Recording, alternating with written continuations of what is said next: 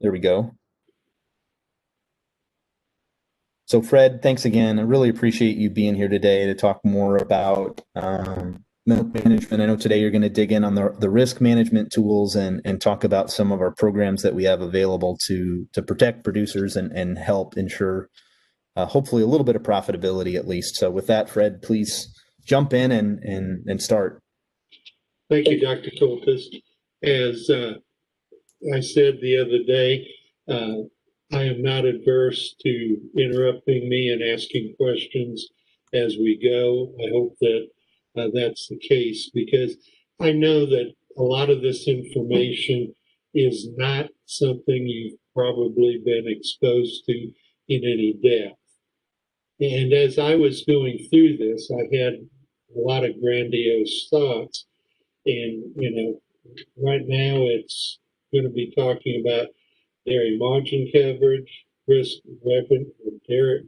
revenue protection, livestock gross margin dairy. And then I thought, oh, I ought to do something on hedging and feed contracts and calls and puts. And at 106 slides, I decided that probably wasn't the way to go. So we kind of pulled it back to talk about the three most used programs for dairy producers and really answer the observation of what is your risk aversion. You can do a lot of things. You've all taken the economics class that talks about risk and hedging and puts and calls. But while they're out there, we're going to talk a little more about the dairy specific programs. When you start talking about risk management, and especially when I'm working with a producer, the first thing I ask is, what's your cost of production? And that's usually the first stumbling blocks we see. You can't evaluate risk and develop a strategy unless you know what your cost of production is, because there's really no tool out there that will help you if your expenses, your input costs exceed your pay price.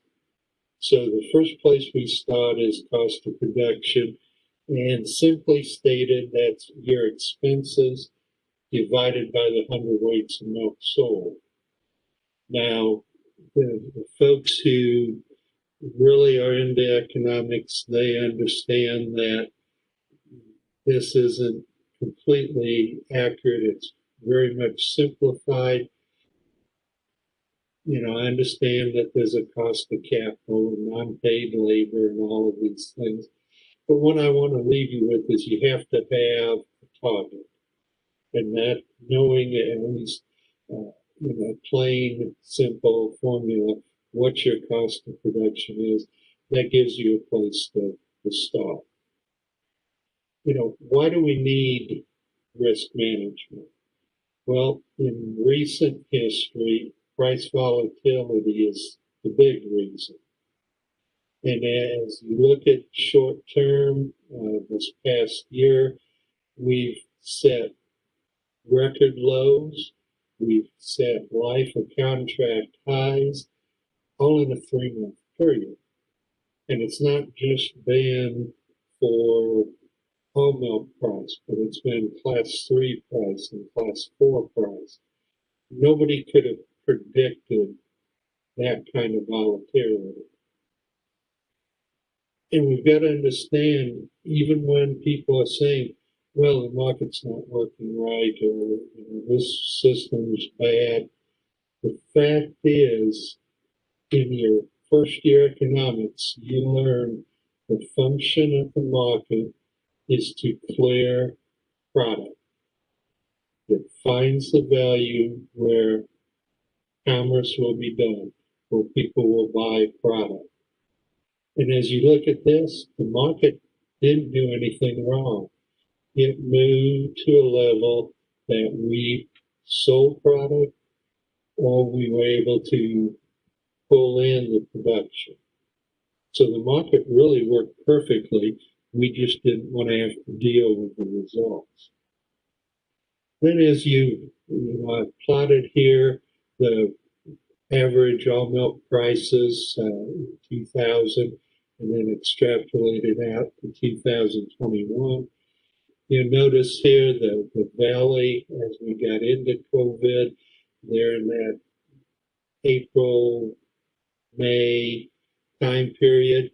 We were shutting down processing lines. We were trying to figure out how not to have so much milk coming in. Market said, okay, if we don't need it, we lower the price. That's exactly what happened. Then we had some logistical issues where we needed milk.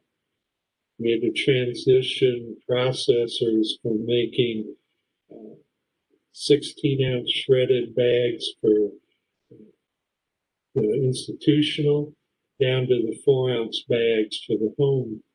And that created a need. So we wanted more product, we wanted more gallon jugs of milk. So the price went up. Exactly what it's supposed to be. And then as you look out in the next 6 months or so, we see some spikes. And whenever you see these spikes, that's opportunity for risk management. Producers will have to change their mindset of what they're doing with risk management. I can remember my dad with a corn crop, and he would watch those markets every day looking for $5 corn. And then, of course, he wanted $6. But, I think looking for the market high, probably in today's parameters, is not as important as maybe seeing where we've covered our cost of production and getting some milk sold. We're trying to limit the bleeding in the vernacular of today's world because we want to be here for next month and next year. So if we can cover our costs, if we sell 25% of our milk, we gave us the opportunity to stick around and maybe then capture some profit the following year. The first tool we're going to look at is the dairy margin coverage, or DMC. This actually came in the 2018 Farm Bill and replaces the MPP program that was in the 2014 Farm Bill. MPP wasn't very useful. Most people didn't sign up, and those folks that did didn't get any indemnities. So, they massaged it, and it became a much more useful tool for the dairyman. Thing to remember about a program that has the word margin in it, it's not setting a milk price floor. It creates protection of margin. Then we have to understand that margin is not profit. Margin evaluates the milk price, and in this case, feed cost, and gives you protection for that difference. You are buying insurance protection for the difference between all milk price and the average feed price. And when it falls before $1 of the value that the producer selected, it triggers an indemnity payment. To be eligible, you first have to be producing milk and be able to have proof of production at the time of registration. Now, I've talked about both the milk price and feed costs. So we use the term income over feed costs. And the parameters, the coverage levels range from $4, which is catastrophic, up to $9.50, and that can be assessed at 50-cent increments. And then you have to select the coverage percent. You know, you can cover 5% of your milk or 95% of your milk. And you think about the usefulness of that if, for whatever reason, we're milking fewer cows or we went to a grass dairy or whatever that would give us less milk. That's why we cover the percent that we think we'll actually produce, or will produce at least that much. Now, to give you a perspective of where the $9.50 level is, if you look at this chart, and you see the colored bands show the 50% probability for forecast margins. The $9.50 level is that straight blue line, or purple, or whatever color it is. And then you look at the green, there's a 25% chance that the margin can be above the green band, and a 25% chance that the margin will be below the red band. Now, this is October 20th data. So if you look at that, you'll see that as we get into March of 21, all the way through July of 21, there's a pretty high likelihood that you're going to see some indemnities pay out. The dark line here, that is actually, you know, the level, gives us a pretty good understanding of what the percentage here is all about.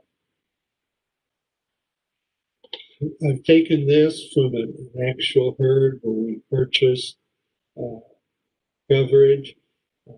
Annual production's about 8 million pounds. We went with 95% coverage. Do the math, that's about 7.6 million pounds. Premium and fee is about $7,600 with the discount for signing up for the duration of the farm program. Gets it at 27, and then the 5-year total is about $28,600. So that's what we've invested into this program. At the $9.50 coverage level, it cost us 15 cents per hundredweight. Again, a premium of $7,500, but our expected payments is about $72,000. And then you get with the statisticians, and they're going to tell us that that's about an 82% probability. Well, let's bring it down to the $6.50 level. Cost us a little less, premiums less, but we get a 13% chance of zero expected payment. So as we're looking through this, we really have an unlikelihood of indemnity payments once we get about that $8 level. And you can see at that level, the tier 2 is available. That is the catastrophic $4 level that I mentioned earlier. That comes at no cost. That's part of the $100 payment for registration. But when you start looking at these premiums, they get fairly expensive because that's on over 5 million pounds of milk. And the likelihood of that being profitable is nearly zero in all cases. So our dairies of 300 cows or less, where they can cover 95% of their 5 million pounds of production, this gives us a pretty good opportunity to manage risk with this program. Now, how many people use it or what it's really meaning. If you look at our 2000 data, we'll have total payments expected at about $10.2 million. And when you look at the operators that are involved with it, that's just under 16,000 per dairy. So certainly a pretty good opportunity. To give you a perspective of how many dairies are really using it, in the state of Iowa, we've got about 71% of our dairies, or 648 dairies enrolled, out of a little over 900 dairies selling milk in the state. Do we have questions on DMC? I have one just out of curiosity and thinking about the way the system works. So this is protecting our margin. It's not necessarily profit, right? So there's other expenses that are coming into play there. I guess I'm curious. You think about that investment on those farms.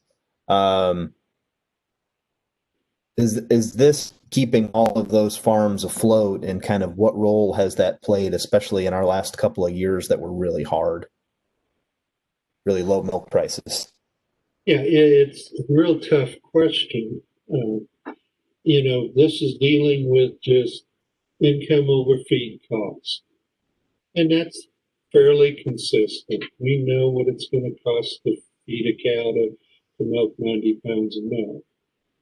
Now, the cost of feed can vary to some degree, but what this doesn't do is look at or include the cost of labor, the cost of capital investment, all the other things that we've got to pay out of the milk check. So has it helped some producers? Absolutely, it sure has. Has it saved any of them from the banker saying the end is near? That becomes a much more difficult question, because it's not always just the feed costs that affects your ultimate profitability. It's the new stainless steel, the poured cement, extra labor, it's all got to be managed well for this to make a difference. Sorry, one other question. Is there a cap on the size of the dairy that can enroll? It's all on pounds of milk. Okay. So you can have the largest dairy in the country participate, but you've got to remember, when that 300th cow goes through the door, likely they're not going to get any bang for that buck. I mean, they can put 5 million pounds under the program, but it's only good for 5 million pounds of milk. Okay. Okay, the next tool we're going to talk about is dairy revenue protection. And as the name implies, this talks or addresses revenue. And it's specific to protect against declines in revenue, whether it be yield or price. So, it's looking to say, okay, how much milk did you produce? How much is it worth? And it has a final revenue guarantee and actual milk revenue during the quarter. Now, it can be used in combination with dairy margin coverage, and that's where you see a lot of the larger dairies combining the first 5 million pounds to DMC, and then anything over that, or the milk that's over that, they create a dairy revenue protection strategy. LGM, which is the next part or tool we'll talk about, and DRP can be in effect for the same, and we call it crop here, but only one policy can have endorsements for the quarter. So you may see somebody who says, I think milk price is going to drag a little compared to corn, and they may see that LGM is better in the third quarter, but say, okay, the first two quarters we're going to use their revenue protection. So they both can be used, they just can't cover the same time or milk in a given year. It's a crop insurance product. Most of the farmers who have row crops are very familiar with crop insurance. They have a crop insurance agent. And in fact, if that agent is certified on the milk side, it can be the same person you go to for the crop insurance and your revenue protection.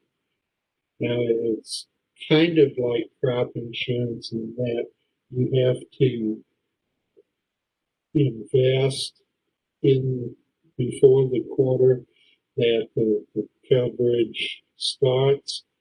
And you can buy multiple quarter coverage endorsements with one purchase. So you can buy second, third, fourth quarter, 21 with one purchase.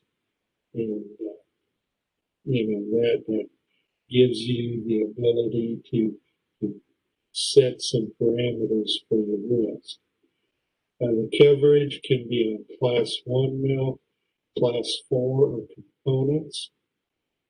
And as I said, you can cover for 5 quarters out in front of you. The coverage levels range from 70 to 95% and the 5% increments. And as you get more coverage, the subsidies for the insurance premiums get higher. And then the last component of that is you can have a production factor that you will pay an extra premium on. So if you do get a payment, if you signed up for 1.5, you'll get that plus another half a payment. To put this in perspective, this is actually one of our daily quotes that we get from our agent. Excuse me. And these come daily because you can buy daily or have the opportunity to buy, except for holidays and days after the CME has moved up or down the ladder. So let's look at the first quarter in 21. This is on class 3 with 95% coverage. If you look at the board, our quarter average price yesterday was $17.13. We could put a floor under it with coverage for $16.27, and that would cost us about 33 cents per hundredweight. Go out 4 quarters and average those prices. That's $16.56. Floor is $15.73, and the cost is 38 cents. You would think if you're looking out farther, that it'd get cheaper, but that's not intuitive. You've got more risk the farther out you go.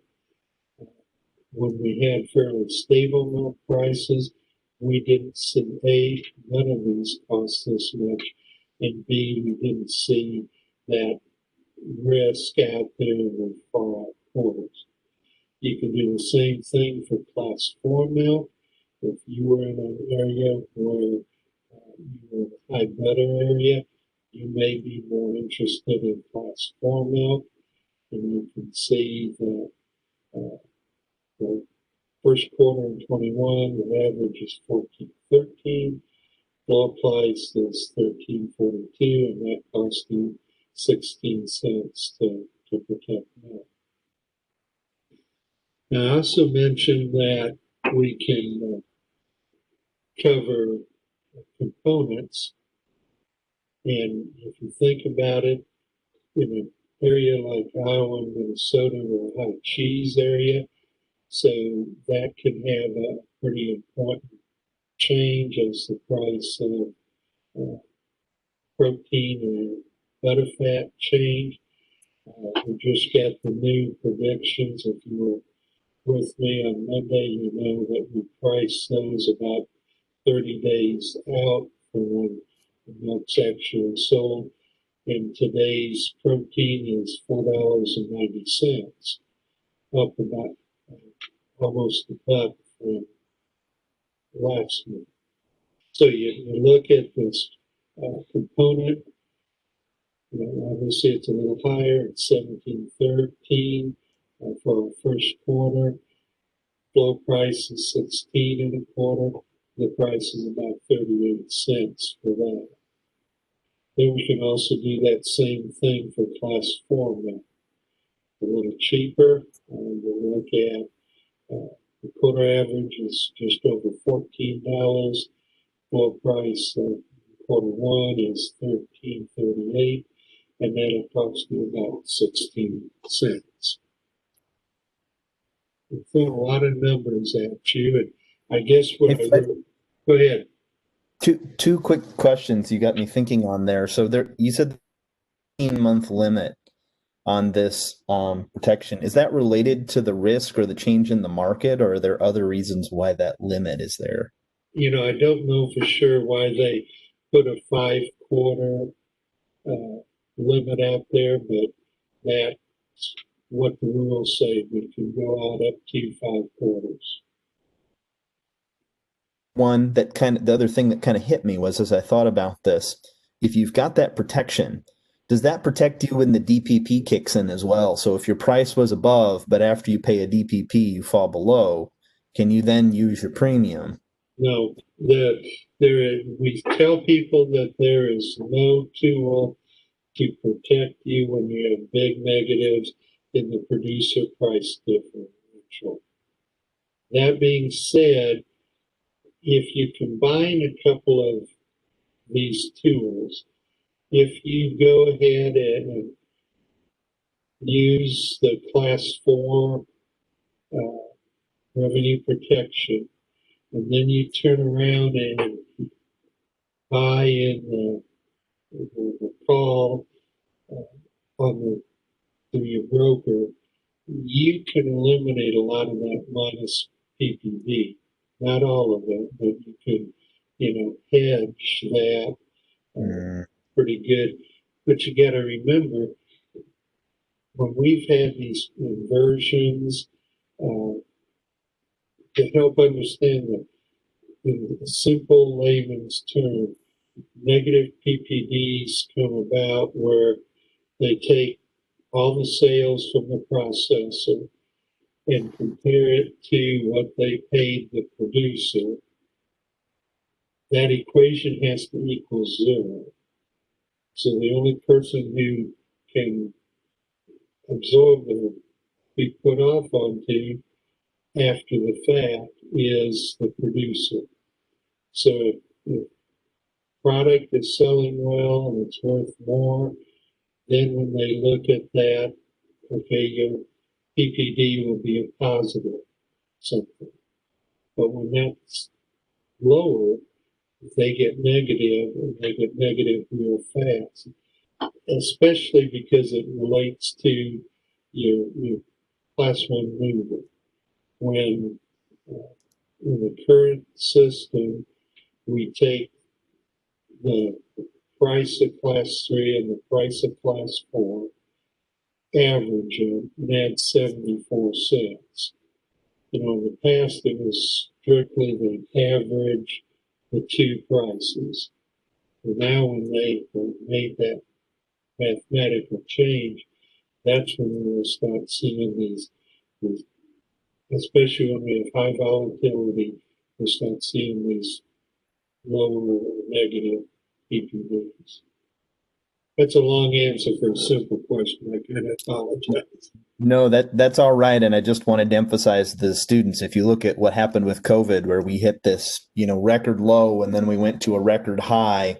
And then from our last discussion with Fred, where he was talking about, those companies couldn't meet that price for various reasons from a marketing standpoint and a pricing standpoint, that you had these losses, these PPDs. I said that wrong before, but the PPDs, essentially they lost funds. And then you think about it, you've got these protection systems that help, but you've maybe got to be a little bit more market savvy to be able to do the hedges or the other kinds of things to protect your milk. So it's quite a process. And if you think about that from what a producer went on a roller coaster in the last couple of months, I'm sure it's a bit sobering for folks, and it probably gets some folks a little bit more interested in the marketing side if they can get their hands around it, get their head around it.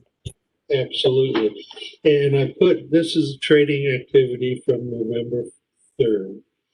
So let's forward think what PPDs can be for November. So we've got 2386 for class 3. We got 1356 for class 4. Do that average, add 74 cents. The likelihood is we're going to have not as big a negative PPD for November milk, but we're still going to probably be in that 80 to $1.10 range. December, more than likely the same or similar, be a little lower. January right now, I would predict we have a better than break-even chance of a negative PPD. Once you get past that, class 4 is starting to increase, class 3 is starting to increase, and so those will probably go away. But what I really want you to look at here is if you go back here and say, okay, second quarter, I can lock in floor price 38 cents. In bad mathematics, that means let's just call that 1590. So we come up here and we look at what our first quarter prices would average. Don't be mesmerized by the plus on the changes, because little things move the market. Yesterday they were all negative. Today they all are positive.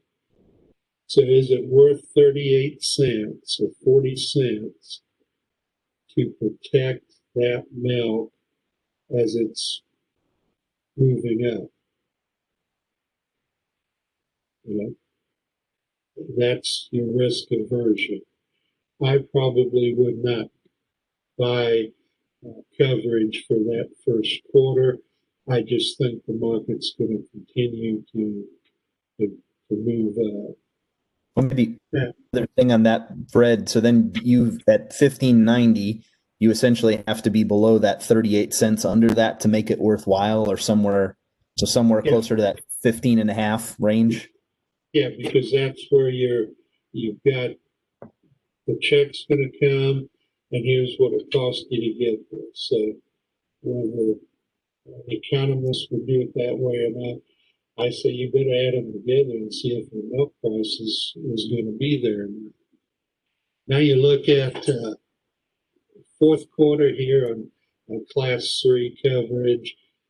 Floor is 1575, cost of 40 cents. That's going to get you to 1610. So we come back here and look at we've got 1 month here. But Is it going to be worth it there when you've got class fours, almost the same price as class three?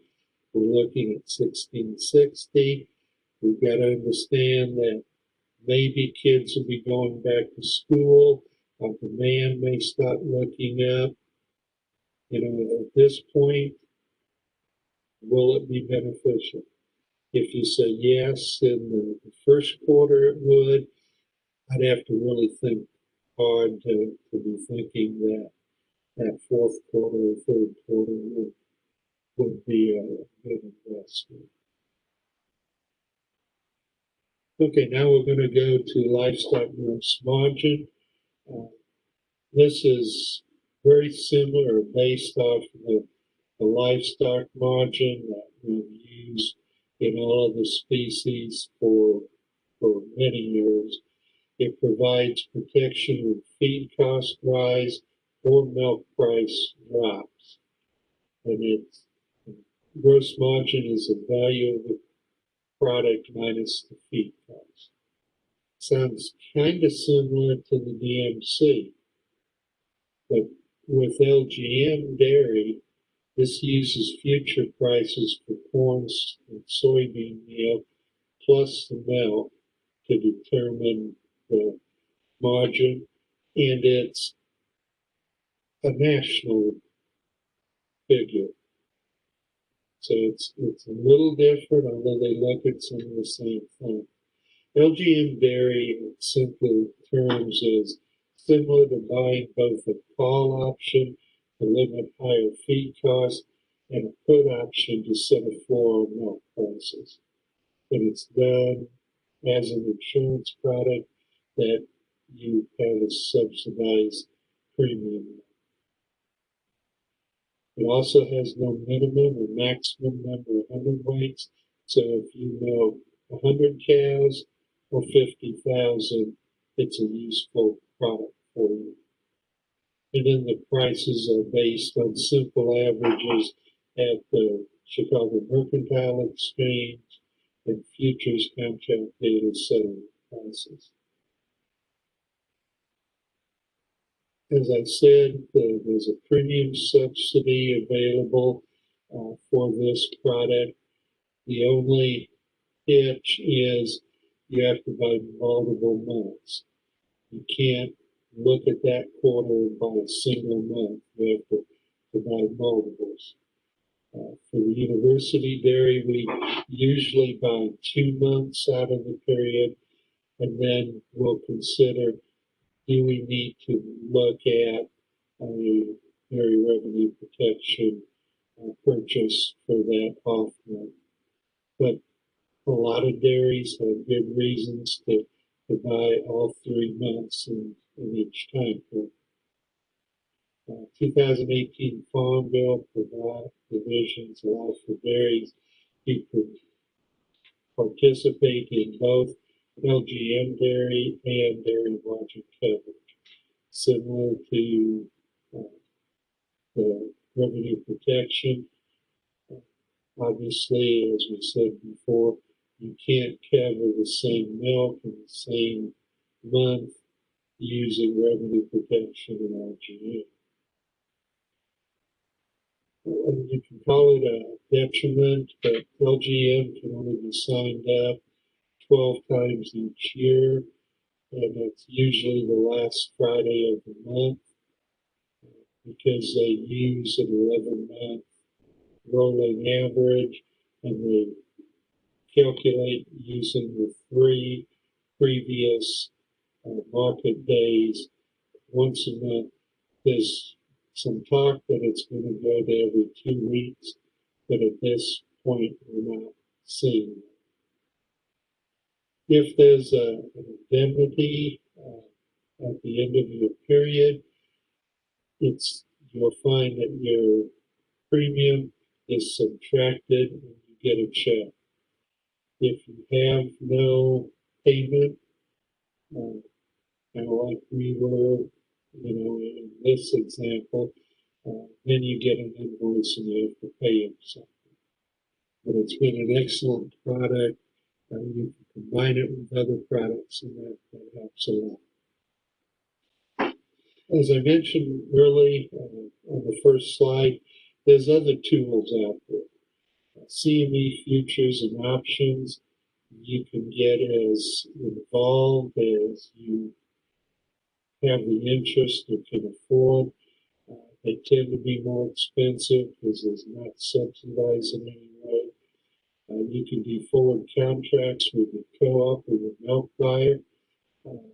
The thing to remember on forward contracts is if you lock in a percentage of your production or 50% of your production for this month, and we see Black Swan event that sends that milk from $18 to $23, you're already locked in. You're not going to receive any of that market movement.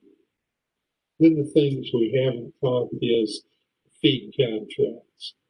If you can have the space and you can contract to buy hay during the hay season, have it trucked in and stored, it's a lot cheaper than when you buy hay in February. Give an example with the university poultry facility, we locked in soybean meal at $286.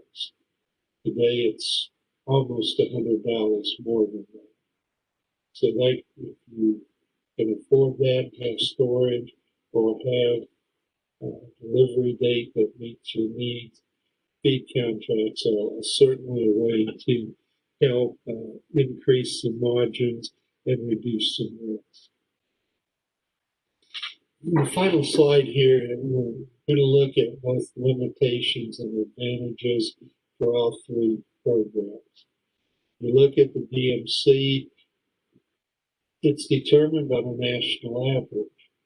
So if you're in California where hay is $300 versus you're in Northwest Iowa where hay is $170, that's probably not an advantage to you. It only insures the first 5 million pounds at the higher levels, and it uses the production history from 2011, 12, and 13. And if you think about that, if your herd's expanding, you don't have access to those additional pounds of coverage. You're at 5 million. If you produce more, that rolls over to the catastrophic loss, which doesn't help you very much. On dairy LP, the milk is based on a regional average. It's not based on your herd or even in your county or area. Same way with feed. It's based on a regional average. So if you happen to be in an area where feed costs, corn, meal, forage is more expensive, that plays to your advantage. If it's a cheaper area, Northwest Iowa, where it's some of the cheapest feed around, just because we grow a lot of it here, it's not necessarily to your advantage. Then we look at LGM dairy. Again, it's determined on a national average for components and for feed costs, plus only class 3 is available. You can't do just components or class 4. And then it's only available once each month. So 2 days later, the 5th of the month, there's a change where the market would really be advantageous. You can't make that purchase until the last working day of the month. Let's look at some of the advantages. On DMC, it's consistently in recent months has been about half the cost of what the other two options are. Plus, it's simple. You answer 3 questions. What level do I want to protect? What percentage of milk do I want to protect? Do I want to go in for the full term of a farm bill? You answer those, boom, we're ready to roll. Dairy RP, it's available for all levels of production, whether you have 100 cows or 50,000. There's no pounds limit, and it's available daily. You can make purchases every day if you see market movement that would benefit you. Then LGM dairy, compare that to revenue protection. It's a cheaper product. So, if you are looking at the margin side, it's not as cheap as dairy margin coverage, but it's cheaper than the revenue coverage. And then it's available at all production levels, no matter what the size of the herd is. So we took a full year class on risk management, dairy production, and made it into an hour and a half lecture. Do we have any questions out there?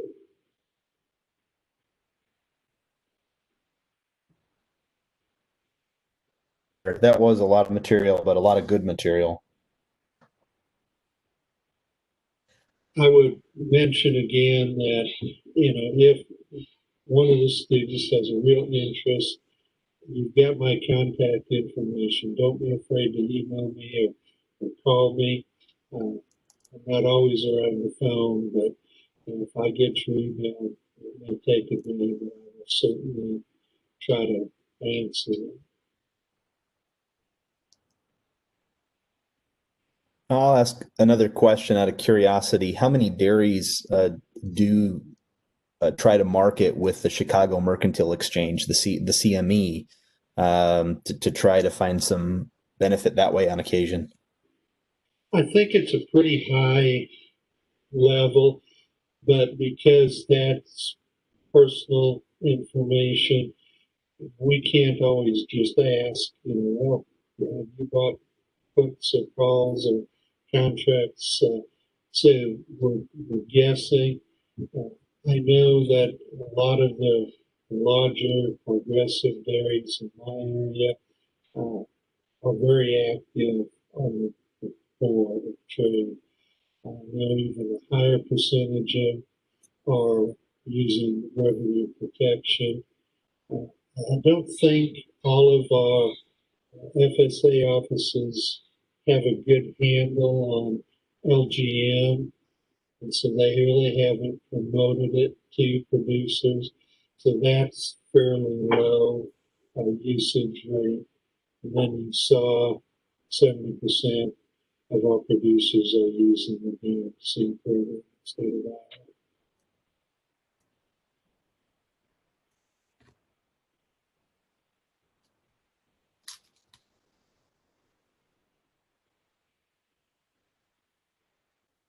Other questions?